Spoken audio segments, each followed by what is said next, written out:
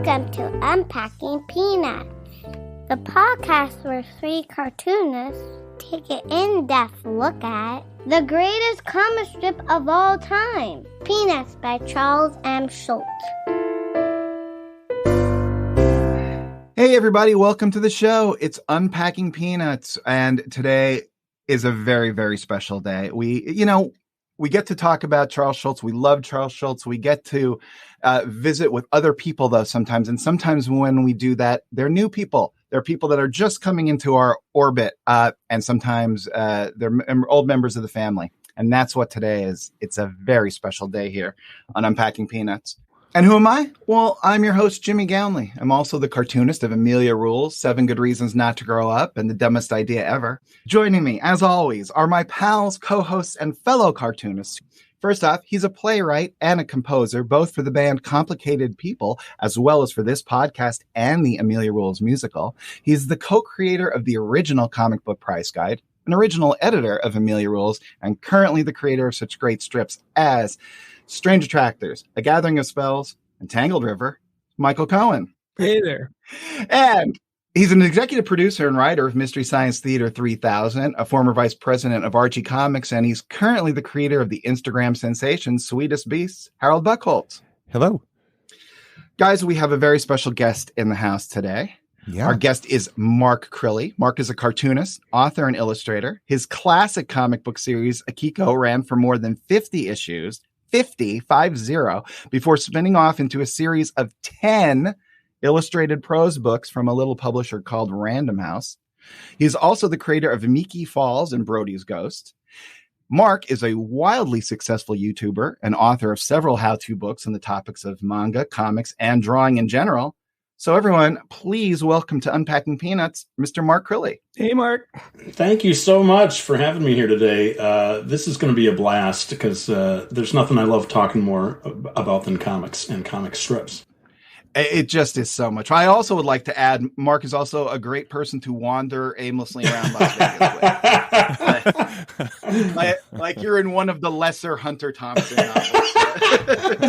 Yeah, it was funny how circumstances put the two of us, Jimmy, in Las Vegas that time. I'm the least Vegas man on earth. So Mark, talk to me about your origin story as a cartoonist and if and when Peanuts met with your life and how did it affect, if it did affect, your aspirations to be a cartoonist? All right. Well, I guess I'll start with my early childhood memories of the Peanuts strip. And I did listen to like the Will Hines episode and some of the other episodes. And I think for a lot of us, maybe of our age, that those paperback collections were a big part of how we dove headfirst into the world of Peanuts. And I remember sitting in the back of the car reading over and over again those paperback strips. And, of course, it was still running in the paper, and I would see it periodically.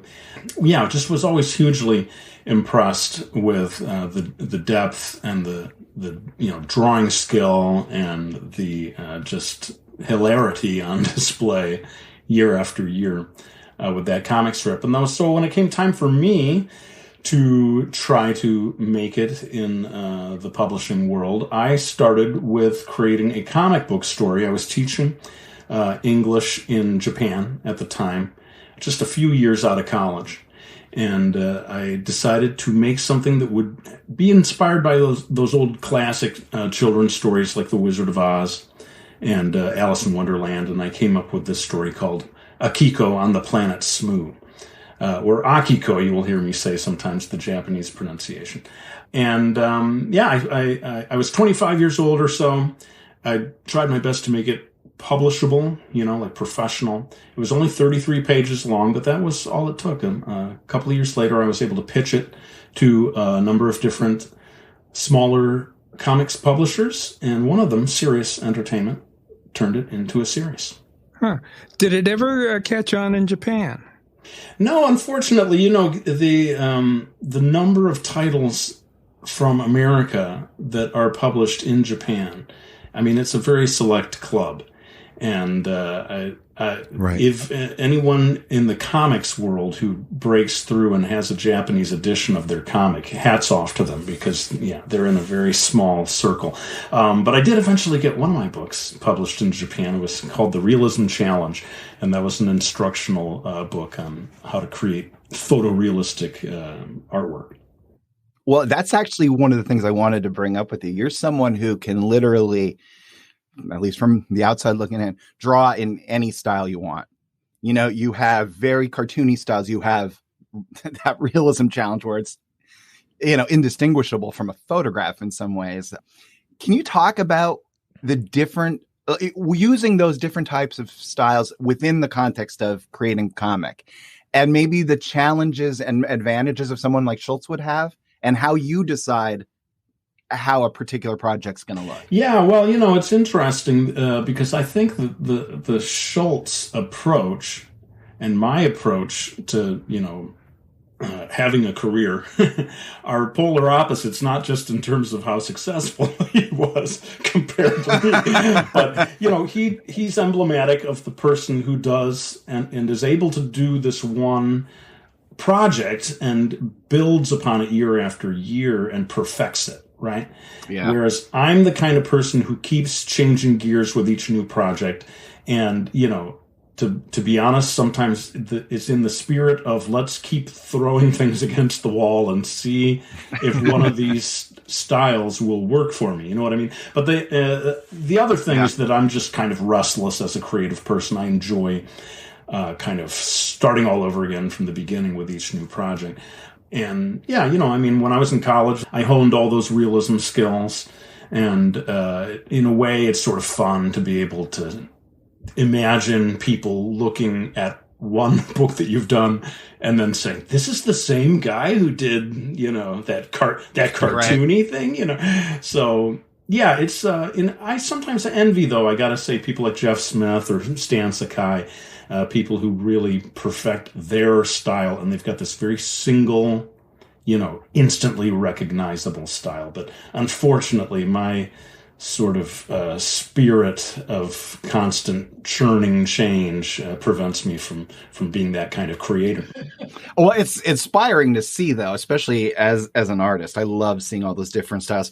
Let me just tell you the story real quickly. I met Stan Sakai once in my life, and I really like him. Great. He's great. And it was the first issue of Amelia Rolls was out, right? Okay. And so he had clearly not seen anything else I had ever done. And it was unlikely he had seen this. It had been out for like 2 weeks. So I went over to his booth in San Diego, and I was just introduced myself and handed him a copy of my book. And he starts raving about how wonderful I am, and going on and on and on. And I'm just waiting for him to stop so I could say, you have the wrong person. And then we finally figured out he thought I was James Gurney. Oh my goodness. We should all be so lucky to be James Gurney. Yeah, Wow. Yes, Stan took a bunch of starving artists out to dinner just randomly at a convention once. He was just a very generous, kind. Oh yeah, he's the best. I was lucky to be on this trilogy tour thing. I don't know if you remember that, Jimmy. With six different creators of us all going to the conventions together. But yeah, there's no kinder soul on earth than Stan Sakai. Could I ask a question about being in Japan? Sure. When you're young and you're teaching? What was the comics culture there like to you when you were you kind of seeking it out? And because it's just a huge thing. There's so much content coming out of there. Did you immerse yourself in that while you were there, or was it kind of on the radar? I'd like to say that I became this devoted student of Japanese comics at that time, but I didn't really. It's sort of funny. The way I remember experiencing Japanese comics is that when you went to like a ramen restaurant, and it was, they didn't have seats yet, and you had to wait by the door, they would invariably have a little shelf there filled with manga for you to read while you wait for a seat to become available. And so I remember that was maybe my first time starting to flip through and admire those styles. And I think the thing that really impressed me, and still to this day impresses me about the Japanese comic industry is the variety of possible types of story. So you can have a manga that is about fishing, for example, or cooking or bowling or something, and you're just sort of like, in the 90s, when it was in America, it was so dominated by superheroes that you're just like, this is unimaginable. You could never have it. Now, things have changed happily, and I think that you can imagine a comic book about cooking or whatever now. But the Japanese were decades ahead of us in that regard, I think. Yeah, and I also wanted to ask you, when you were in Japan, did you see any Peanuts there at the time? Was that at all in the culture that you could see, or was it kind of absolutely a big part of the culture? But I would have to say it's sort of like the product culture, right? Of like T-shirts and toys and different stuff like that. And Snoopy. Did it have a different feel? Like, that version of Peanuts had a different vibe to it, I guess, than say what you might have experienced? Well, I think it was very faithful, licensed designs and artwork. It's funny, now that you've asked this question, I'm trying to think of any specific examples. I just remember Snoopy. You would see Snoopy everywhere. And just a little bit of a digression. When I was in Taiwan, which was before I went to Japan, there was a young woman who was starting her own English school. Now, the copyright laws in Taiwan were very loosely enforced at that time. She literally called her school Snoopy English School, and she was using the artwork, everything. Anyway, but yeah, I mean, throughout the Far East, I think the Peanuts characters are wildly successful. I would imagine primarily as products, in a way, more than the original strips. So is it design or like a feel of the character plus the design that kind of is? I think it's the design. I think it's the adorableness, the cuteness, the kawaii factor of Snoopy, and like Beatrix Potter. You see all kinds of Western things that are there as products almost. And you could see plates and cups and whole sets of dining ware emblazoned with the Peanuts characters and so forth. Yeah, I've always been amazed at the quality of the Peanuts merchandise that's coming out of Asia. It's so much nicer than most of the things that I've seen in the States. I kind of wish more of it would get back over here. Yeah, absolutely. So I want to talk a little bit about your YouTube channel too. One of the things that blows my mind is just the level of quality of just artists in the world right now, young people in particular, the level of craft that they have. And it's in part, because of channels like your YouTube channel. I mean, that it really is as good an art when I think about what was available to me in the 70s and 80s, right, growing up, compared to what is just available just on your channel, it's a true art education. Can you talk about what inspired you to do that? How did it become so successful, and just what has that meant for you as a creative person? Wow. Well, first of all, thanks for your kind words. I can only hope that the videos have been that helpful in terms of teaching young artists around the world. But I really... What do you mean young artists? I think I watched one in I was like 38 and I was like, oh, that's pal. Got it. Thanks, Mark. Well, I'll tell you how I fell into it. And I remember this quite clearly. My daughter was around 1 year old, and I was playing with her, and we had this digital camera that really looked like a old-fashioned camera like we used to have. And my son said, and he was only 7 years old at the time, he said, if you turn this knob, you can shoot videos with this camera. And so he switched the knob, and suddenly I'm shooting a video of my daughter. I'm like, I didn't even realize I've got a digital video camera right here, And I was working on Miki Falls, and it was about to come out, and I was like, I got to start hyping this series on my own because I don't think the publisher's going to be able to do too much, And I thought, well, I'll shoot a video showing what Miki Falls is going to look like, and try to get people interested. And so I uploaded a video like that, and it got the usual sort of 10, 15 views or whatever. And I kept adding more videos along those lines. And then one time I decided I'm going to shoot a video while I'm drawing, while I'm working on one of these Miki Falls illustrations. And that video got like 500 views or 1,000 views or something. And I was like, oh, they like to be able to see me working on something, right? And that is how I started to slide down the slope into this drawing teacher role, that I was one of those lucky people who got in there early. You know, this was like the year 2007. YouTube was barely around more than a year, I think, at that time.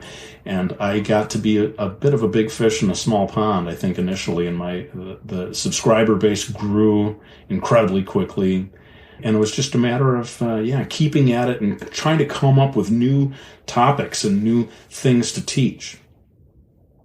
Although I will push back. It has nothing to do with you at the time being a big fish in a small pond. The videos are incredible. Well, they're incredible. And I'm not sure it was on this podcast or on my old podcast where I said to people, just don't watch any instructional videos on YouTube except yours. That was the only. You're very kind. You're very kind. Well, I think people like you and I, we take this stuff seriously, and you've seen schlocky how to draw books that are not helping anybody.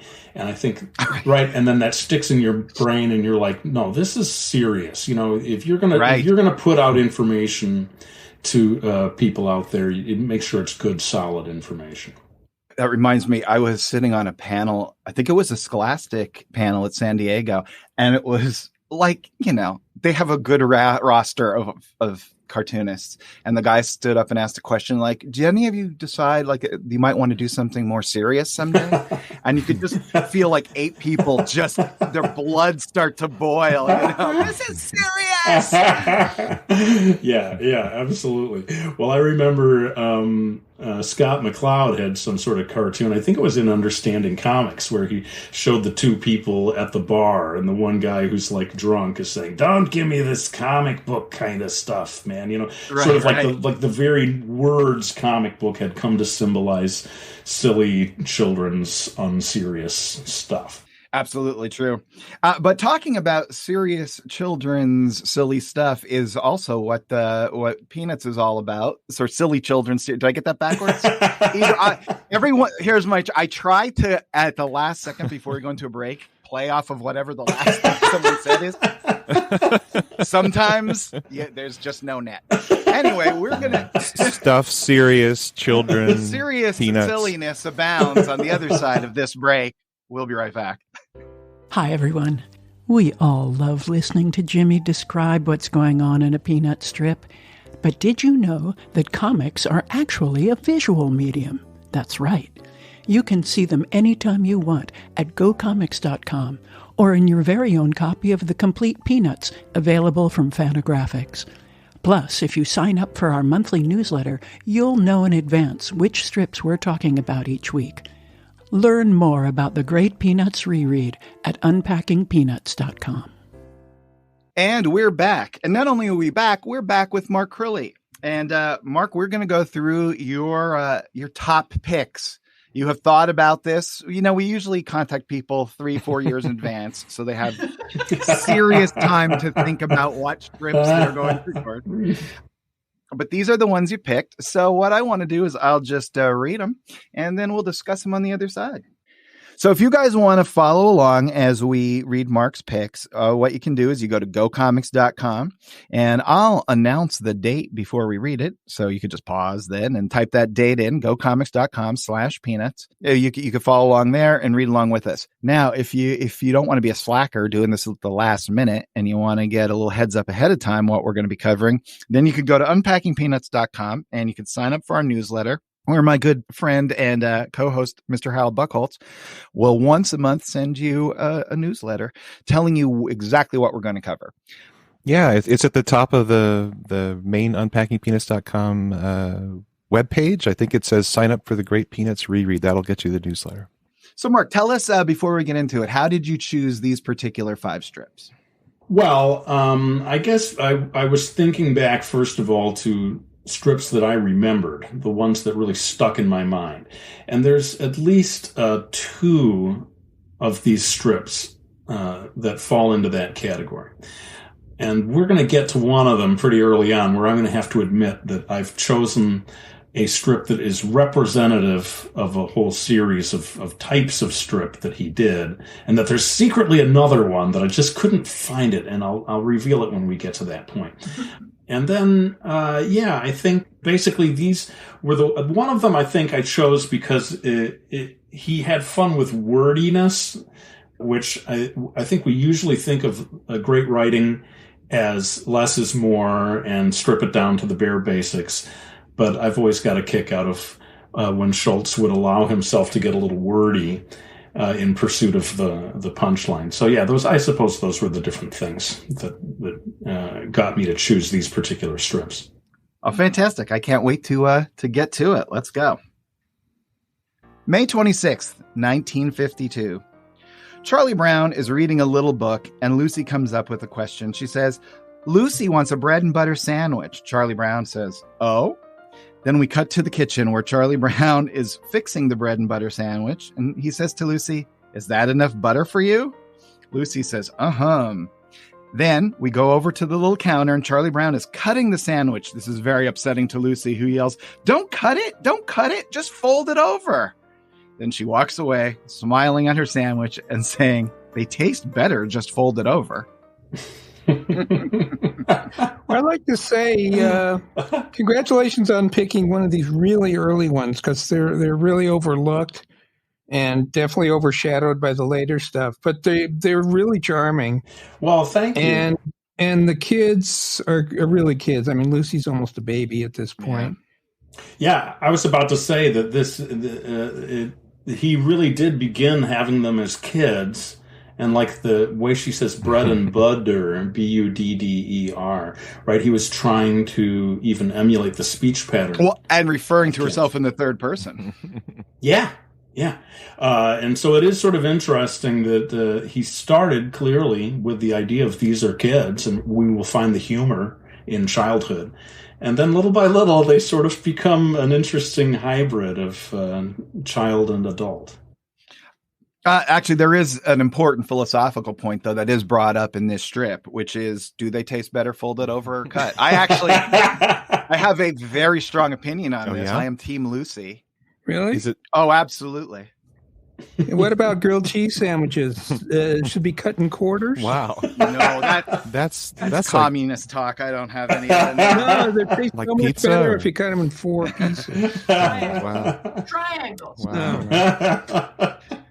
This is how Unpacking Peanuts comes to an end. Yeah. We can't agreement. What were you? Were you pro folded over? Well, I think it's that sensitivity to the flavor of stainless steel on that knife, that butter knife, cutting through the bread. It's so subtle, but you can tell. I've never had a peanut butter sandwich. What? That'll be on my tombstone. That's amazing. Crazy. Yeah, I wanted to have something special in my life. Never had a peanut butter sandwich. Never did I ever. Never. Well, yeah, there's something about this strip that just stuck in my mind, and this is one of those ones that I would have read in the backseat of the car when my parents were driving me somewhere.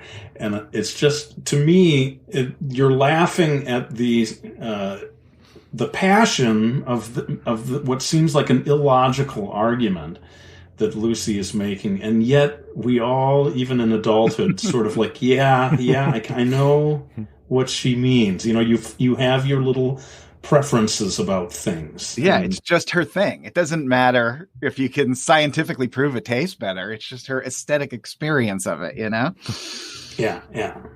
But the characters, and I suppose we'll see a little of this as we go along, but these really are those super early versions of the characters. And it's interesting how much, and I think Charles Schultz allows us all to forgive ourselves a little for our characters gradually changing over time, because he showed that that's the way it goes. And you're a fool if you don't, gradually alter them and tweak them and get them to the state that you really prefer. But Mark, do you think it was conscious on Schultz's part to slowly morph their appearances? I don't even know if he noticed it. Yeah, I don't know if he set about doing it in such a conscious way, but surely he would have seen that it was changing, and he didn't attempt to halt it and turn the clock back. Do you guys know? Because I heard that he had to re-copyright Snoopy. Yeah, we did discuss that at one point. Harold has some info, right? 1957, 58? I'm sorry, I'm drawing a blank on this. Oh, well, we were talking about we would see the licensed properties and stuff, and they would have Snoopy with two separate copyright notices. It's kind of weird that they even did the copyright thing, because normally that would be a trademark.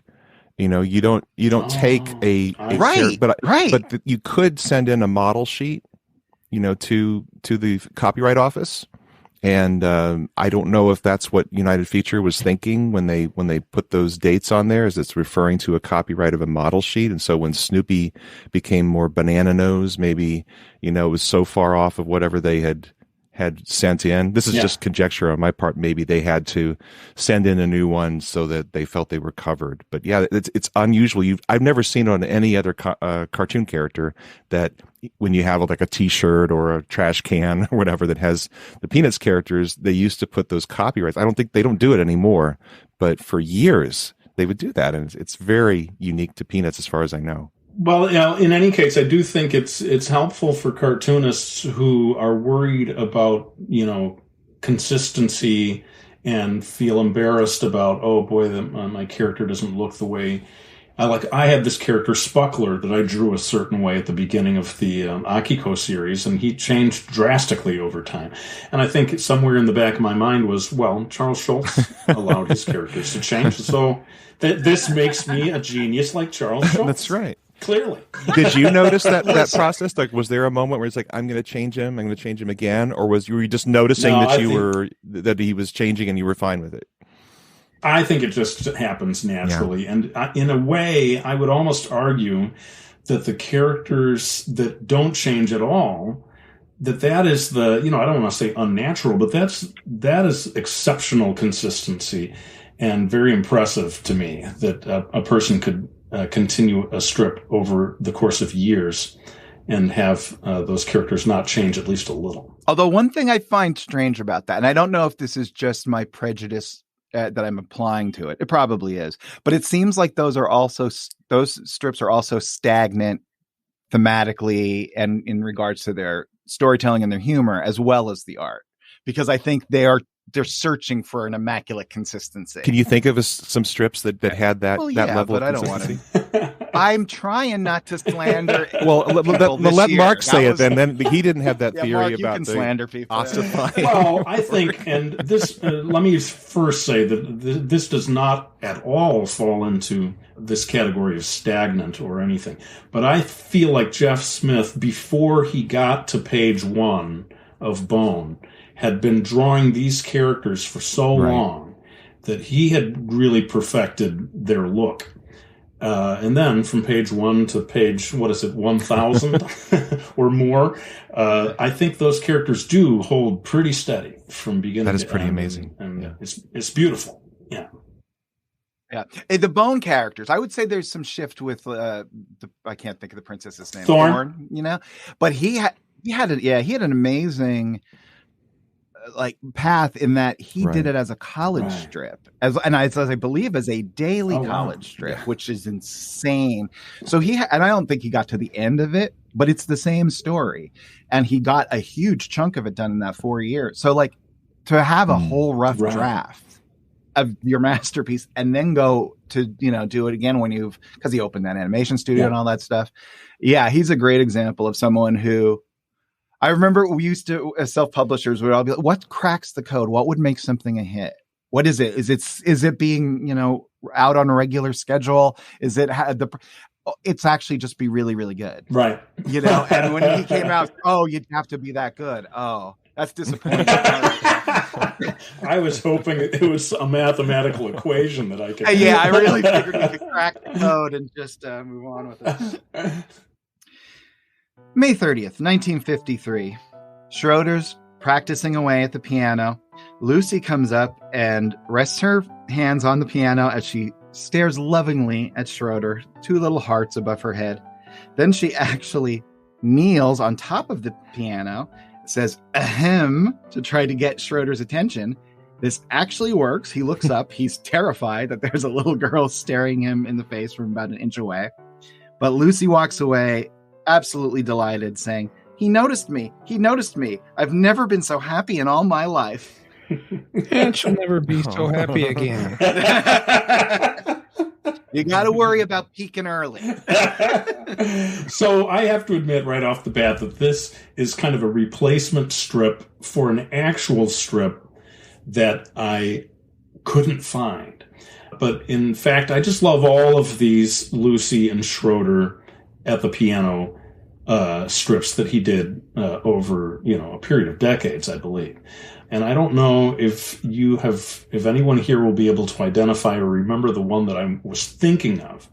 But the one that I kept remembering is that Lucy said something at the beginning of the strip that just makes Schroeder almost explode at the erroneousness of what she has said, probably something to do with Beethoven, right? And he launches into this tirade of telling her how wrong she is and how just blasphemous what she just said was. And then at the very final panel, she's just staring at him and she says, "You fascinate me." Oh, yeah. Yeah, it was probably he was probably playing. She said something about polkas. Oh, okay. So yeah, I wish I could have located that one. I just didn't know how to Google it properly. But I bet Harold knows. Stand by in 2 seconds. Hang on here. Yeah, I got it. yeah. So true confessions. If I had been true to my heart, that would have been the one I would have chosen. But this one's really good too. Lucy is looking kind of cute in this one. Yeah, it's funny. I forgot about the polka aspect. All right. You ready?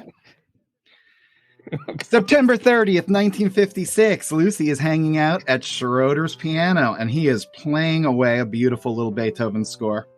Then Lucy, not wisely, says, "Schroeder, do piano players make a lot of money?" Schroeder says, "Money?" sending Lucy flying. Schroeder continues ranting. "Who cares about money? This is art, you blockhead. This is great music I'm playing, and playing great music is an art. Do you hear me? An art." Then he pounds on his piano. "Art, art, art, art, art." Wham, wham, wham, wham, wham. Lucy leans on the piano, stares Schroeder in the eyes, and says, "You fascinate me." Thank you so much for finding that one. Yeah. That is the kind of full service details you get here on Unpacking Peanuts. Are you going to reveal your secret, Jimmy, for all those people who are thinking of that Peanut strip and just can't quite find it? Oh, all you got to do is type in Peanuts or the character's name and the quote that you can think of in quotes. So for that instance, it was Schroeder, Lucy, and then in quotes, "You fascinate me." And it'll pop right up. All right. So miracle of miracles. But I'm so glad that you found it. That was the one that really stuck in my mind. And I mean, talk about the perfect punchline and the way he builds it up with the art. Oh yeah, that's one of the all-time great Peanuts strips. Absolutely. That's great. Mark, I wanted to ask you, looking at the strip that we read before this with Lucy and Schroeder, and then looking almost exactly a year earlier, what do you see different for those of us who are following along at home? What do you see different in just 1 year in what Schultz is doing with what Lucy? Well, Lucy, it's a great question. Lucy, the proportion of Lucy's face to hair has changed quite a bit. It seems to me, and the shape of her, particularly the back lower part of her hair in profile, has sort of elongated. Mm-hmm. But yeah, these are sort of subtle things. I mean, I think in that first strip, we don't get to see if Charlie Brown had changed in the 1 year, but you can already see him starting to move towards the platonic ideal of Lucy. Even just 1 year later. Yeah, it's pretty remarkable to jump, because we're usually just reading straight through and then picking within a year. But it's fascinating to see how much develops in just a single year. The lettering too, right? It's like he's getting closer to that lettering that we know so well from this 1952 to this 1953 strip. Now, Schultz talks about there being a period of Snoopy he called, and that we called, the banana nose period, which is like the late 50s. And he once said that he was appalled when he looked back and saw how he drew it. And I mean, that's strong, but every once in a while I sort of know what he's talking about in reference to like my own work. Like I drew Rhonda and Amelia Rule. She was supposed to have crazy hair, but then it got to a point where it's like, okay, there's crazy and there's whatever's happening here. Yeah. Have you ever had that, like, especially in something like Akiko, where it lasted for so long, where you realized, oh, there's a period here where I was going off in a direction I didn't even realize? Yeah. Well, especially with someone like me who's constantly trying out new styles, and there's to be honest, a lot of hubris in which I think, oh, I can do this style. I can do anything. Right. It's just lines on paper. If I just, roll up my sleeves, and I think, well, actually, Akiko is not the best example. I think Miki Falls is a better example, that I thought that I could blend manga styles with my own instincts and come up with some new, interesting, one-of-a-kind artwork. And I think the first, to be honest, 200 pages or so of Miki Falls, you can see a guy struggling to get the proportions right, get the balance of facial features right. And looking back, that's kind of one of my career regrets, is that I didn't try a little harder to do like we were saying before, as Jeff Smith did, and just like figure it out before you get to page one. Don't think you're gonna rock and roll on day one with this entirely new style that you've just come up with. Right. Are you a straight ahead artist, Mark? Well, if you have a story, do you start with page one and move your way through, or do you kind of jump into the middle or the end and then kind of move your way around when you're actually creating the artwork? Oh, that's a great question. My first stories, and there was one before Akiko. My very first completed story was called The Beast That Ate Morioka, and that was another one that I did in Japan. And that was what you call straight ahead. I haven't heard that described that way, but you're making it up as you go, right? Mm-hmm. And you don't have an outline. You certainly don't know how it's going to end, but you don't know how it's going to middle. You don't know how the next 2 or 3 pages are going to go. You literally are just making it up nearly panel by panel. And I think part of Akiko, part of the secret sauce of Akiko at the beginning was that the whimsy of a story that was being made up as I went along. Yeah. Somewhere by the time I got to the end of even the Akiko series, I was starting to plan these things out at least a little. And then by the time I got into something like Miki Falls or Brody's Ghost, I had a very thorough outline. Now, I leave it loose enough that things can change, and if I get a good idea for an improvement, I can leave the outline and add this new idea that I came up with. But I certainly want to know what the ending is before I, launch into the project, because it allows you to set things up, Right. Yeah. Well, while we're talking about the process, one of the things we love to geek out about with Schultz is, his devotion to the radio 914 pen nib, and how that was like the thing that carried him through, and he bought the company's entire stock of them when they went out of business. Do you have favorite drawing tools that you like, that's especially for comics? I mean, I know obviously your realism challenges and stuff like that, you're using all kinds of different tools, but I've also seen you use colored pencils and stuff for texture within the comics. Can you just talk about that kind of process? Sure. Well, I'm one of these guys that's very kind of simplistic in terms of the materials I'm using. I'll start out with the Dixon Ticonderoga as my pencil. And then for the inking, I'm sure you've heard people talk about the Pigma Micron. Yep. Mm-hmm. Yeah. And that's, for me, it's the 08 is the sweet spot of it. You push down hard, you get a good thick line, you let up on it, and it can get quite thin. And I don't even, I guess every once in a while when I need a super fine spidery line, I might switch to a 05 or 03. But they make pens that are like 001 or whatever. These incredibly, I would never have any use for something like that. And then what is the other? Oh yeah, like you said, I got into using a black Prismacolor, black colored pencil, that sort of softer variety, to almost do a form of inking that is actually pencil. So I might do the artwork with an ordinary writing pencil like the Dixon Ticonderoga, and then go on top of the lines or any darker part of it with black colored pencil, which is, of course, is much less erasable. And if you push down really hard, it cannot be erased, right?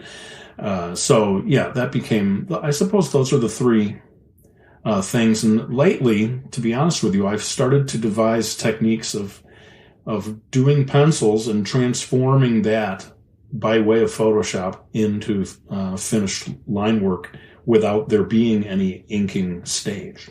Mm-hmm. Well, that's interesting. How do you enjoy that? Or does it give you a significantly different look, or is it just able to cut out some time for you?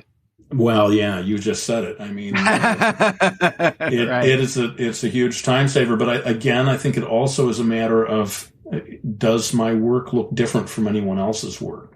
Mm-hmm. And you know how it is. Sometimes the looseness of the first sketch is that beautiful thing, and then you lose it when you ink, right? And so, I've, over the course of the last few projects, I have been sort of honing a technique of sticking with my initial pencils. And, you could, if you look at the work, you can see some of the sort of sketchy lines and, in some cases, even erased material and stuff like that. And, I feel like it adds a little character, but certainly it helps me. And I've recently gotten to where I'm trying to do full color comic book pages, graphic novels. Mm-hmm. Usually someone is handing it off to a colorist, right? I'm trying to do all the wimps, sucker, come on. Yeah, you and I can sort of lord it over. I'm trying to do full color all on my own. And so, if I can cut out the inking stage and just get right into the coloring, that's going to help a lot. I got heavily into the color pencil thing based on wherever I saw it from you, whether it was in a book or on a YouTube video. I thought, that's so groovy. I want to do that. And then I started thinking, you can get like that Disney animation style where they weren't inking the cells, and you could see some of like the grit and like the underdrawing. And I'm like, this is so hip. And then I found out on a call with Scholastic, they had some guy in their art department like going in and taking all of that out. Oh, no. Yeah. It's like, okay. I didn't even get into it. It's like, all right, thanks. Mark, do you have to put any kind of fixative on it to keep that pencil from getting smudged, or does it pretty much hold up right as you've done it? Well, I've never been spraying fixative on these things. And like Miki Falls would be an example of something where if you looked at the finished pencil artwork, it would look like something that's nearly publishable in that state. But of course, I'm scanning it in, and then I'm using Photoshop to add gray tones and different effects. So if you can get it to your scanner, you're good. Right. But I was going to say, for this, as I've gone along and we get to this stage of like eliminating the inking process, it is becoming more and more a very loose, light, pale-looking pencil sketch that it could never be published. That gets scanned in, and then I start trying to work my magic of heightening the contrast and separating. I don't know how technical we want to get about this, but I try to separate the line work from the rest of the artwork, get it on its own layer, so that it really will look like ink. But you're saying it what you're scanning is color, and then you're No. There's no color. It really is. It looks like a pencil sketch. Okay. That is not worthy of being published. then you kind of create that Photoshop kind of K channel, and then you have the CMY as a separate thing, Well, I scan it in as full color artwork. Mm-hmm. Again, are your listeners going to be able to follow all this? We have a lot of cartoonist listeners, so okay, great. Good number. Well, so I scan it in. Yeah, but wait, hang on. But you losers out there who use colorists, you could just turn off right now. And what I've gotten to, and this is only just recently that I've started to figure this out, is I'll take that first scan of artwork, copy it, put it on its own layer, and then start doing the contrast again and again until that layer becomes incredibly high contrast. Mm-hmm. Then I select colors, select black, and that will select all the line work, in this highly contrasty version. Then I copy that and put that onto its own layer, and then I delete that contrasty layer, and all that remains is the black, what looks like, quite dark black inky line work that came from pencils. That's great. Yeah. January 13th, 1961. Charlie Brown and Linus are standing outside. Linus is sans blanket because this is the middle of a sequence where he has had it removed from him by possibly nefarious sources. Charlie Brown says to Linus, "I have a suggestion, Linus. Why don't you let me try to find some sort of substitute for your blanket?"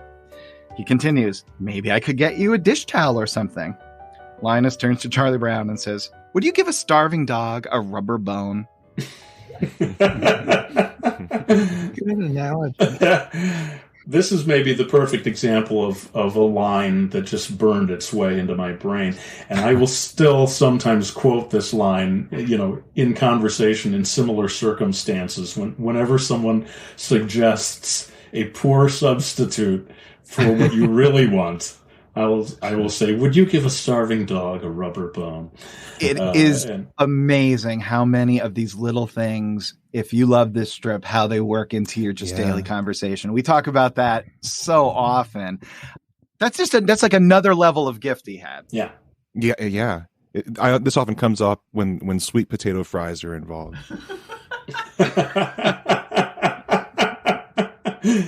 Well, I do try to credit him and not take the line as my own, but yeah, that is just genius, I think. And I think what we have to say in a lot of these things, and as cartoonists, we all can geek out about this, is that it's not just the writing, but the writing in coordination with the drawing, and in particular the facial expressions, right? And so. If Linus had been throwing his arms in the air and shouting about the rubber bone line, it wouldn't be nearly as funny, right? He knows just to keep it subtle and let it be the funny thing that it is. He has a lot of confidence in himself. We discussed that a couple of shows ago, where a lot of lesser cartoonists would be having some kind of exaggerated gesture. Yeah. And the fact that most of the time, people keep their arms straight down, even when they're walking. Right. Yeah, right. And also, the script that we talked about a minute ago with Lucy delivering her final line of, "You fascinate me," is made so funny because, as I recall, she's got this quiet, subtle expression on her face, and he's built it up with all the exaggerated stuff from Schroeder, so he knows when to pour it on and when to dial it back. Yeah, it's just masterful. Absolutely. And the one thing, do you find as an artist, if you have an idea that requires, let's say, drawing the same thing with very little change from panel to panel, do you find like you want to maybe avoid that because it's boring to draw? And maybe I know I do that, where there are instances where Schultz will draw something with such minimal change across like a Sunday. It could be like 14 panels. And I know that if I had that idea, I'd talk myself out of it because I wouldn't want to draw it. Yeah. I mean, the repetition of having to redraw the same details over and over again is just a chore, and I think for sure people like you and I are coming up with ways of weaseling our way out of it. Exactly. I know we're here to praise Charles Schultz, but I always marveled at Doonesbury and those strips and the repetition of cluttered detail from one panel to the next. And you could tell that he, this was back in the days before computers. He was redrawing that stuff again and again.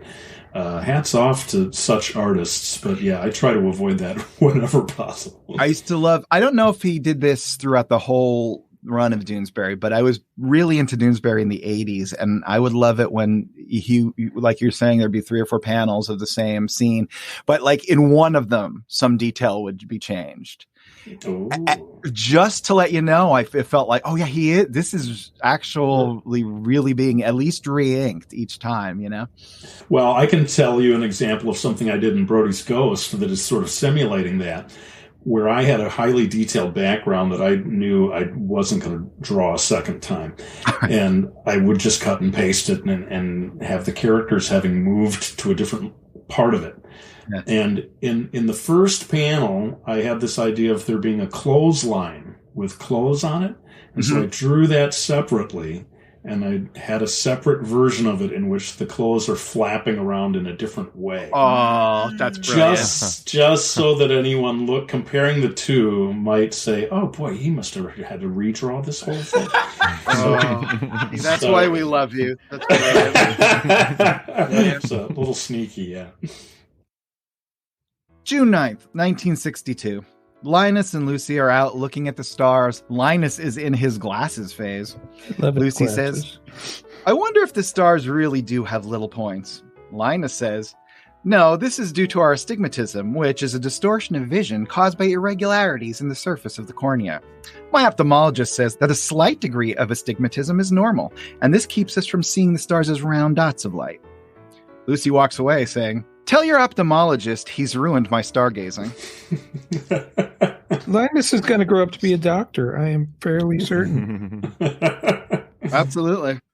All right, Mark, what was this one? This one fits that category of the wordiness. And in fact, I just noticed right now in the second and third panel, the words literally are occupying more of the real estate than the drawing, right? Which is kind of a no-no, I think, among cartoonists. But again, Schultz could rewrite the rules and get away with this. And this is all set up, I think, for Lucy's punchline, right? Yes. I remember as a kid trying to pronounce ophthalmologist in my brain and like failing horribly. It's interesting that he would sometimes do that, choose these words that were like astigmatism, that he probably knew a lot of the younger readers were not going to be able to get, But in any case, you'll remember, Jimmy, in Akiko, I had this character named Mr. Biba. Yeah. And he was like the brainy character. And that was my opportunity to lampoon intellectuals who throw their knowledge around as a way of impressing people. And I would do this exact same kind of gag of having Mr. Biba speak usually all in one sentence, just a ridiculously long, wordy sentence filled with unnecessarily long words and so forth. So yeah, this one is a little bit of a cheat because I don't necessarily remember this one from childhood, but I did like that characteristic of him using length of sentence and so forth to set up the punchline. What do you think of the characters' heads kind of floating in front of the word balloons? It's like Peanuts in 3D. Oh yeah, that's interesting. I hadn't noticed that. That's another thing that is, some people might say, oh, you're breaking the rules, right? Because the speech bubbles are supposed to occupy a different level of reality from them, right? Mm-hmm.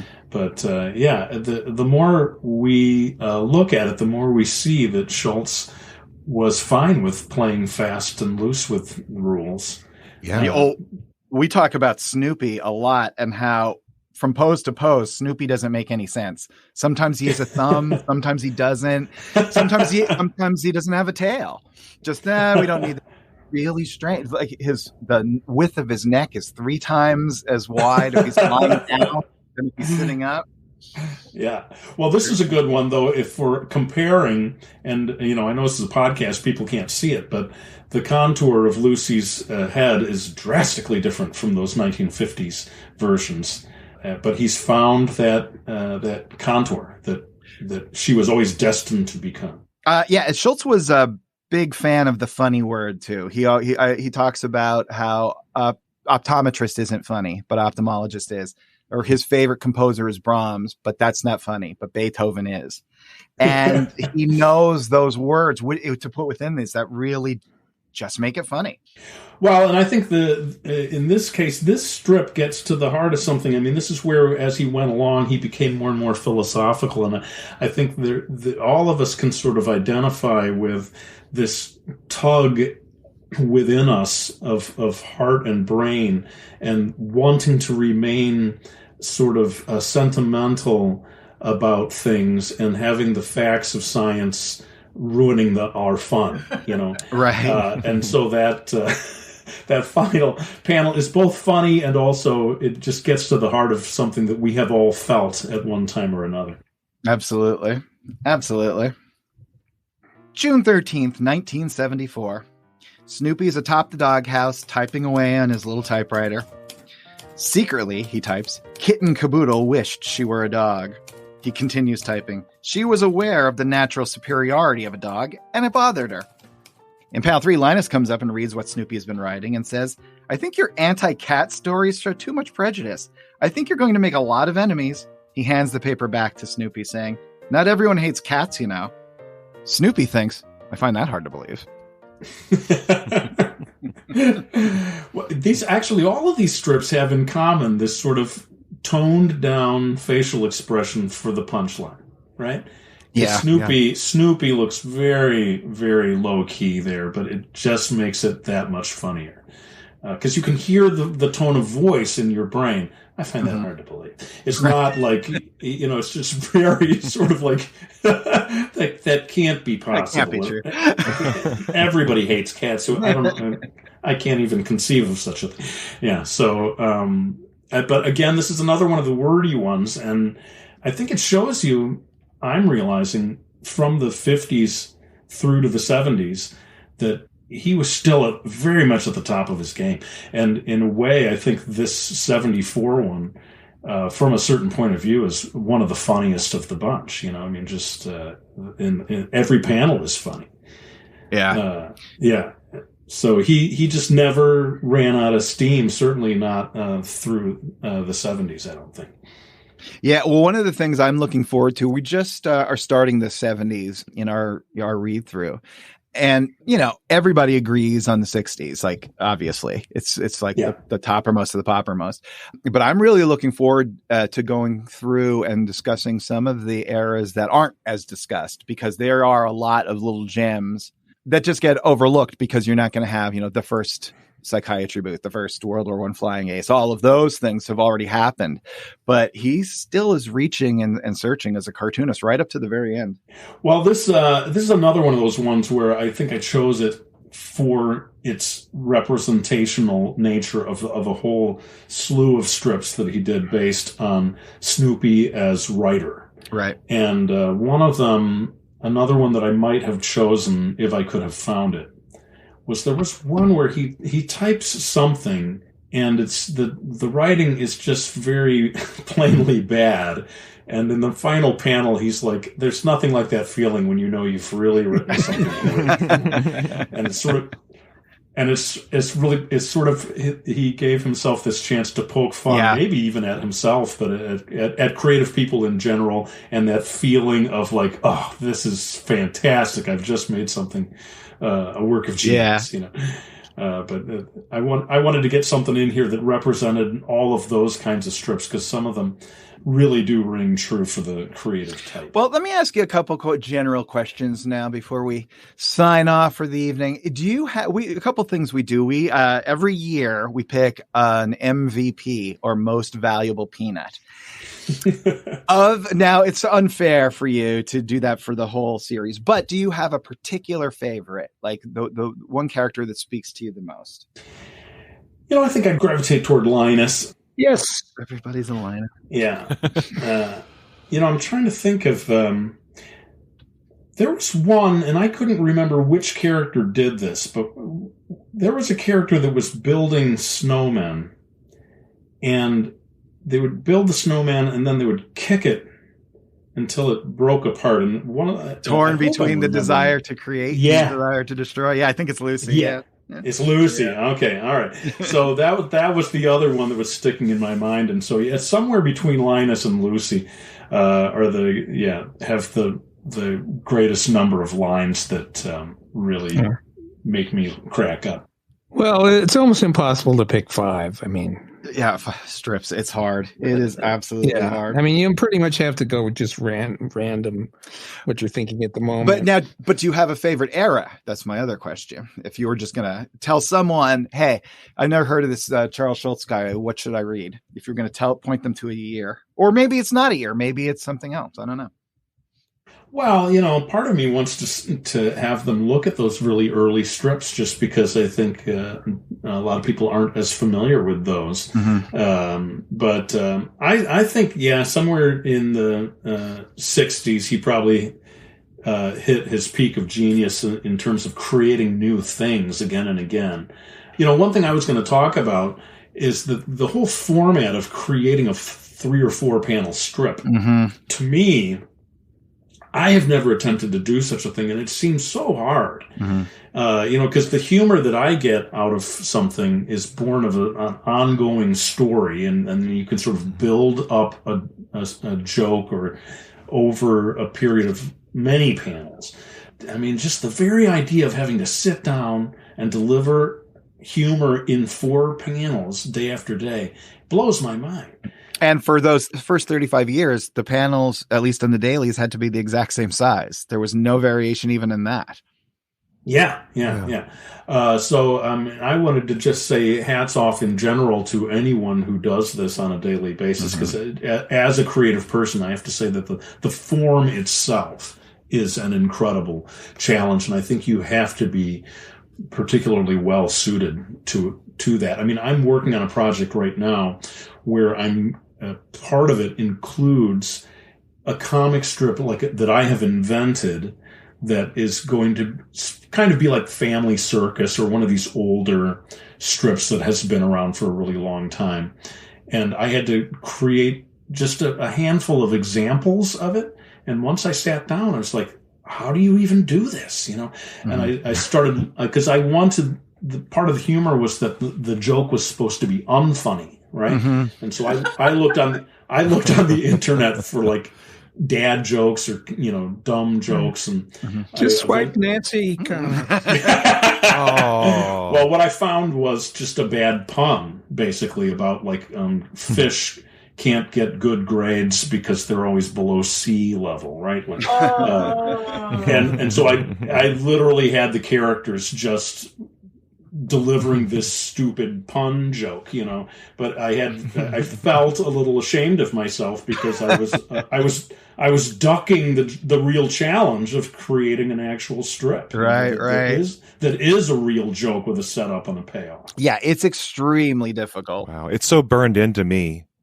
Those Schultz beats are so burned into me that's more natural to me, I think, because of reading so much of it as a kid versus doing a long form story, because my long form stories tend to just kind of spin off into oblivion.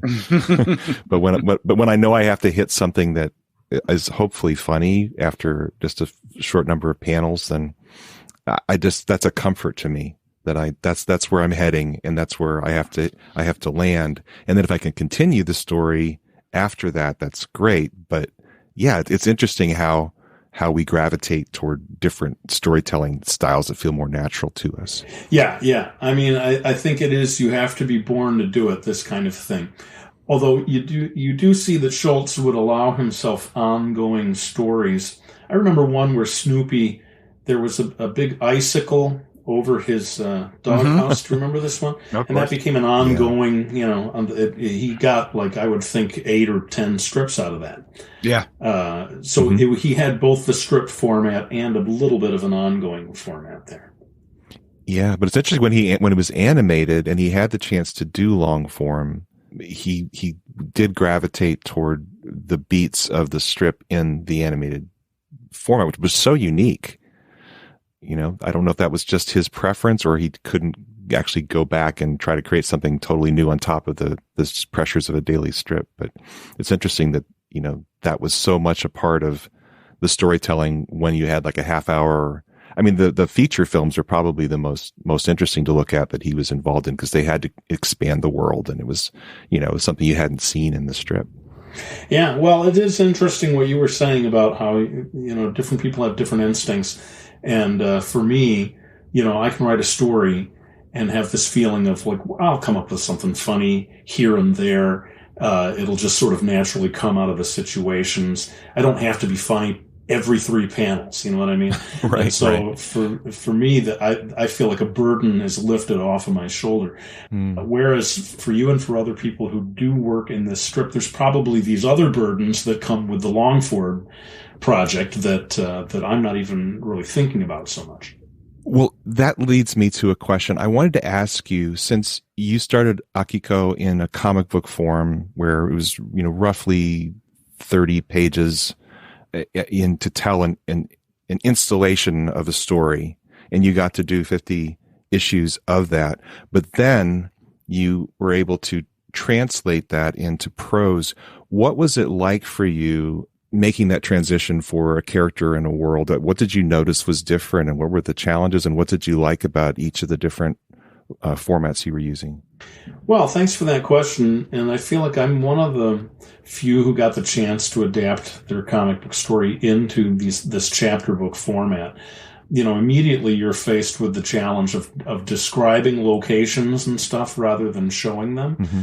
And I never actually had a creative writing class in college, apart from one on poetry, basically. And I'm really glad that I took that, because it made me super attentive to writing on a word-by-word basis, And you talked about ophthalmologists being funnier than optometrists. And I think when you get into poetry, the sound of the words more than the meaning, or just as much as the meaning anyway, becomes something that you're focusing on. And so I suppose I applied a little of that to when I was writing the novel, but basically I was leaning on my pre-told comic book stories and doing my best to convey that. I mean, when I read early reviews of them, some of the reviewers would say he fills the manuscript with sound effect words, just like a comic book. Yeah. And I thought, oh yeah, maybe that's not so common. That's something that I'm doing. But when it came time for the rocket ship to go brum, I would just write BRRRU, right, give it its own line and italicize it or whatever. And so, I was probably bringing the comic book brain into the chapter book format. How literal were you? Because I guess the one constant we could say for sure is the dialogue, right? Because the prose novel, we put it in parentheses.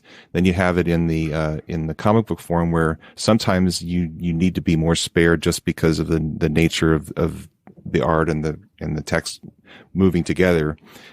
Did you find yourself changing anything in how the dialogue was done when you had more freedom with the writing style, or did you pretty much stay true to what you had in the originals?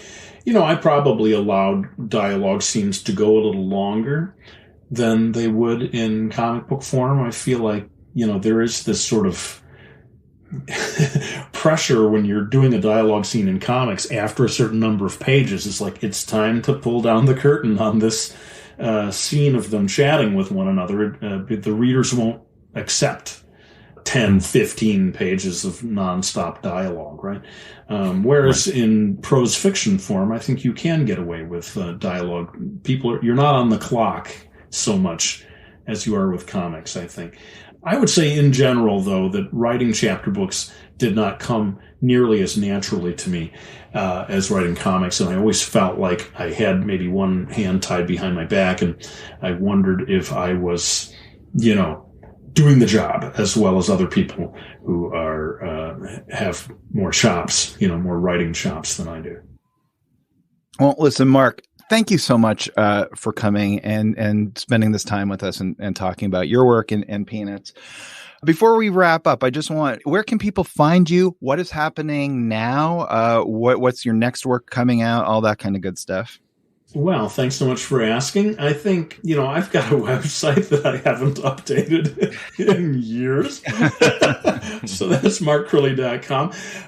YouTube.com is probably, well worth checking out. Like you said, there are hundreds, something like 400, 500 videos there. Giving all of in fact, this Friday, I'm going to unleash a new video that is on the 7 types of stories. I came up with my 7 categories that I believe all fiction falls into. Sounds right up my alley. That's exciting. Okay. Thanks. Yeah, that'll be coming out this coming Friday. Then, I think I try to guide people towards Twitter, people who have questions and want to interact with me. Twitter is probably the best place to do that. And I do maintain Oh, well, that would be twitter.com/Mark Crilley. And then Facebook is Mark Crilley Official, I had to do over there. And there's an Instagram. And I guess I'll go ahead and say what that is. No, leave that one a mystery. Make people want it. that one ended up being Mark Crilley Real. So that shows you the slapdash method of social media, how it all got cobbled together. And you can follow me on Instagram at Mark Crilley Fake. And I was going to say, Jimmy, before we end this, that I've been keeping a diary since 2008, and I went back and I found when you and I were invited to this thing in Las Vegas, because I was curious, what did I write about that? Yeah. And I should have brought it with me so I could read it word for word. But basically, I had a line in there that I said, that Jimmy Gownley is so good at questions and answers. He really had the crowd in stitches from beginning to end. So that was something that stuck in my mind there. Oh, wow. Well, that's so flattering. Thank you so much. Yeah, and listen, well, all right, as long as we're saying nice things. When Amelia started out, I was once on a panel and I was called a pioneer of children's comics. And I said, no, I'm an indigenous person that said, oh, no, here comes the pioneer.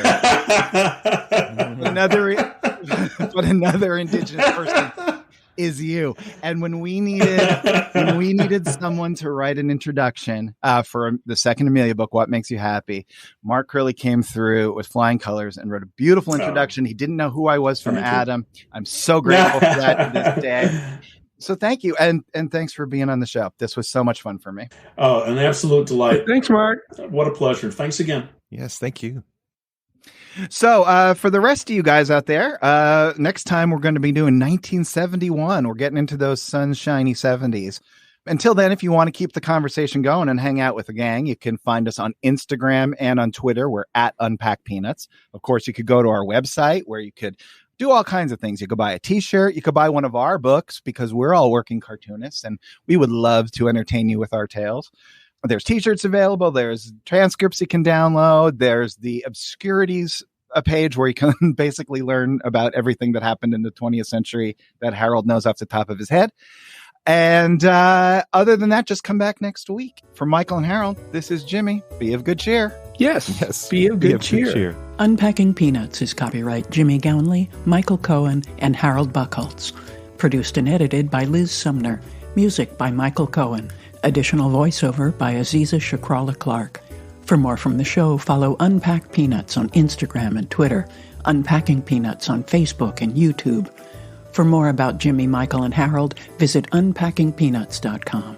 Have a wonderful day, and thanks for listening. Art.